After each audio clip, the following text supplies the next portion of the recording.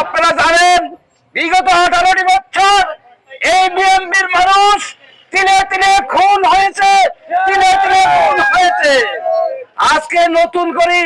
একটা কথাই আছে, ছাড়া পরি বাড়া হচ্ছে, ফকিরাগো আমার কেন মতি বাড়ছে। এই শয়তানদেরকে সাহিত্য করার জন্য এই বাংলার জনগণের যথেষ্ট ভাইয়ের আমার 18 বছর কষ্টের পরে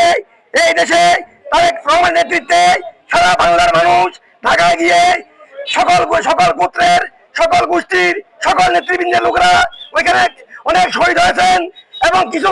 লোক এটার ফায়দার জন্য এনসিপি এসে গ্রহণ করে আমাদের বিএনপির বিরুদ্ধে অনেক কুৎসা করতেছে। এইসব কুৎসারোপণকারীদেরকে আমরা রাস্তায় সমস্ত শিক্ষা দেব এবং আমাদের নেতৃবৃন্দকে নিয়ে তার বাহানা করা করে এবং নানা কুৎসারোপণ করে আন্দোলনের যে ছাত্র নেতৃবৃন্দ আপনাদেরকে যখন হারুন সাহেব বাতের হোটেলে আমন্ত্রণ জানিয়েছিল, আপনারা যখন মৌস লেখা দিয়েছিলেন আপনারা আন্দোলন থেকে সরে যাবেন, তারেক রহমান সুকৌশলে সেই আন্দোলনকে পুরো বাংলাদেশে বেগমান করে ত্বরান্বিত করে শেখ হাসিনার বাংলাদেশ থেকে বিতাড়িত করেছে। আজকে যারা বাংলাদেশ তথা বাংলাদেশ জাতীয়তাবাদী দল